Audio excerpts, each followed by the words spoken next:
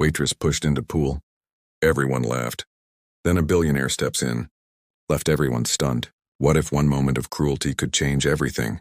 Grace wiped down the last table at the country club's poolside restaurant, her worn sneakers squeaking against the polished stone.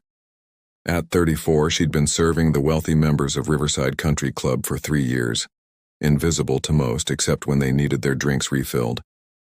The summer heat still lingered even as evening approached, and the pool area buzzed with laughter from a private graduation party.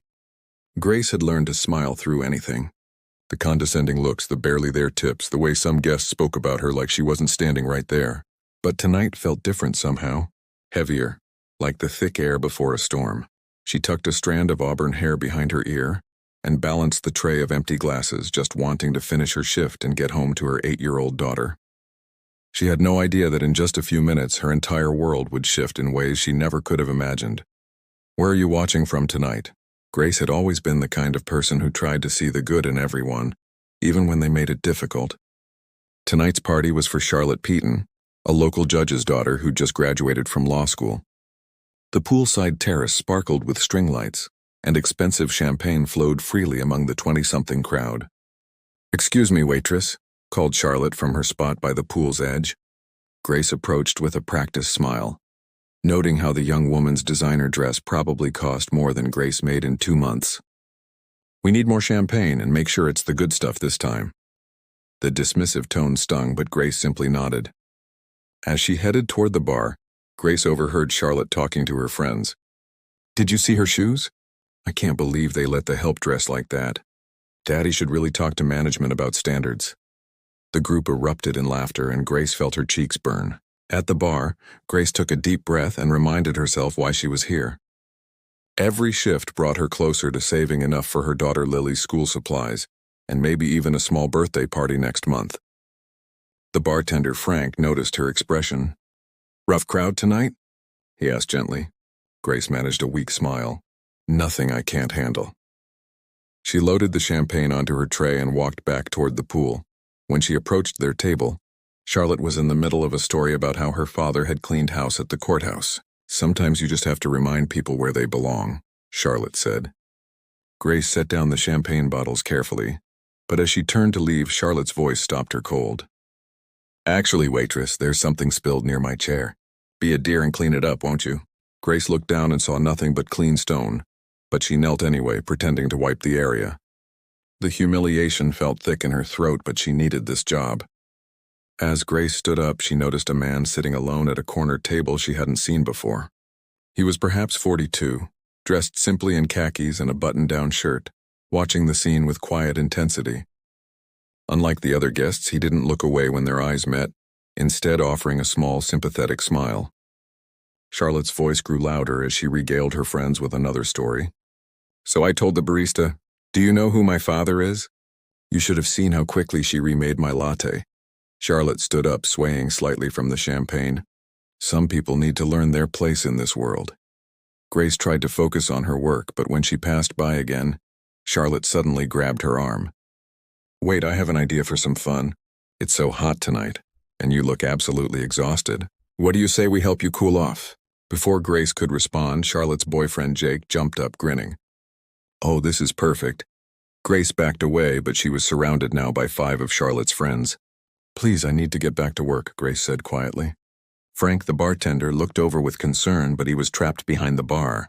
The mysterious man in the corner had stopped eating and was now watching intently, his expression growing darker. Grace felt trapped as Charlotte and her friends closed in around her. "Come on, don't be such a spoil sport," Charlotte said, her voice dripping with false sweetness. "It's just a little fun. Besides, your uniform could probably use a wash anyway." The insult hit Grace like a physical blow. She thought about Lily at home, probably doing homework, trusting that Mommy would come home with enough tip money for groceries tomorrow. If this moment touched your heart, please give the video a thumbs up.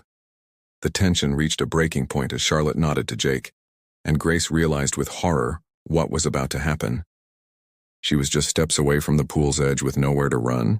As 20 people watched and waited, Jake lunged forward and shoved Grace hard in the chest. She stumbled backward, arms windmilling as she tried to catch her balance, but gravity won. Grace hit the chlorinated water with a splash that echoed across the terrace.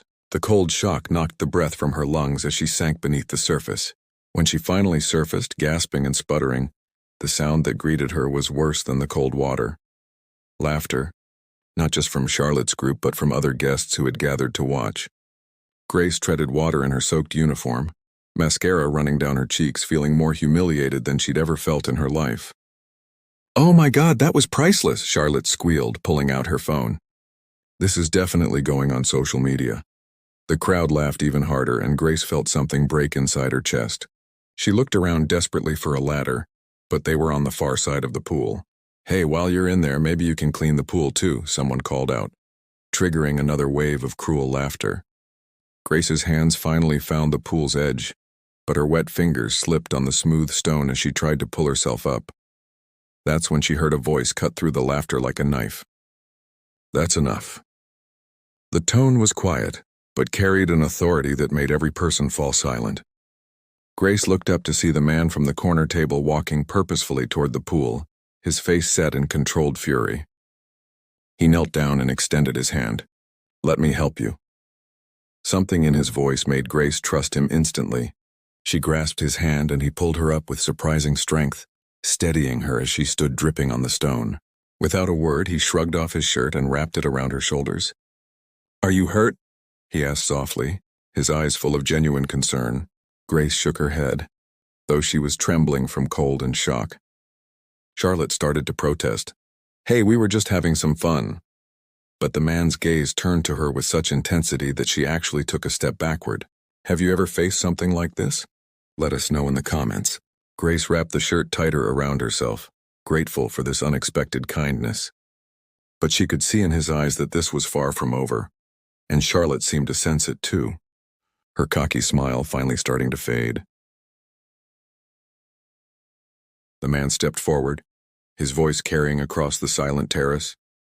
"What I just witnessed was assault. You deliberately pushed this woman into a pool, and then you humiliated her while she was helpless." Charlotte tried to laugh it off, but it came out as a nervous giggle. It was just a joke. Everyone was having fun. Everyone?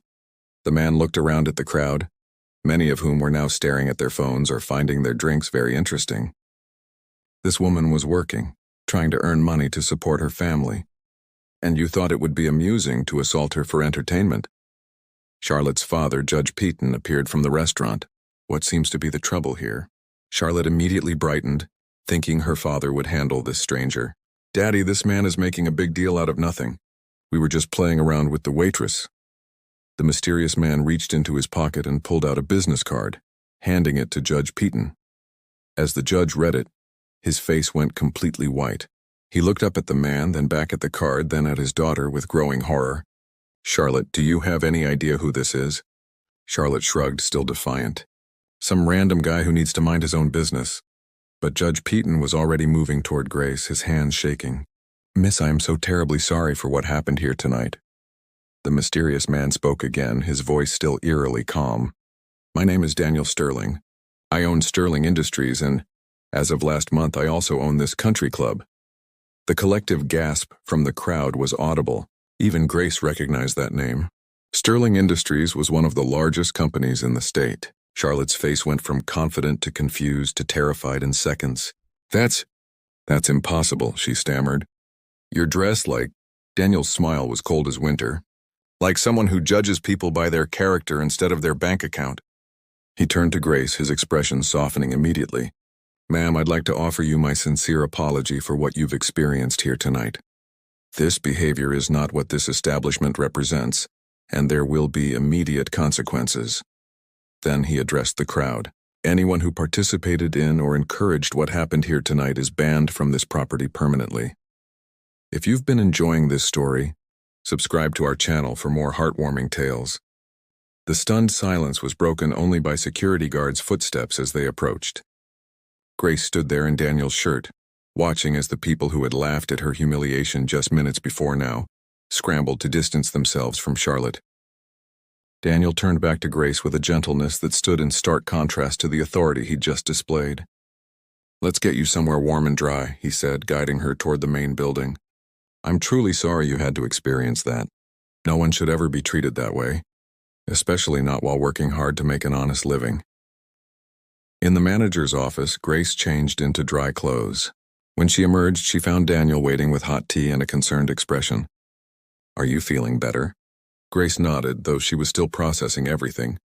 "I don't understand why you helped me," she said quietly. "You don't even know me." Daniel smiled, and for the first time that evening it reached his eyes. "My mother was a waitress when I was growing up. She worked 3 jobs to keep food on our table. I've never forgotten where I came from or how hard some people have to survive." He paused, looking out at the now empty pool area. "People like Charlotte think money gives them the right to treat others as less than human. They're wrong." He turned back to Grace with a serious expression. "I want to offer you a position at my company's headquarters. It's an administrative role with full benefits, paid time off, and a salary that's more than triple what you're making here. You'd also have opportunities for advancement." Grace's eyes filled with tears of overwhelming gratitude. "But why?" she whispered. "You saw how I was treated tonight." Daniel shook his head firmly. "What I saw was a woman who maintained her dignity and professionalism, even when faced with cruelty. You didn't fight back, you didn't lose your temper, and you didn't let them break your spirit. Those are exactly the qualities I value." Months later, Grace sat in her new office overlooking the city, helping coordinate the company's charitable foundation. She'd been able to move Lily to a better school district, and for the first time in years, she wasn't worried about making rent.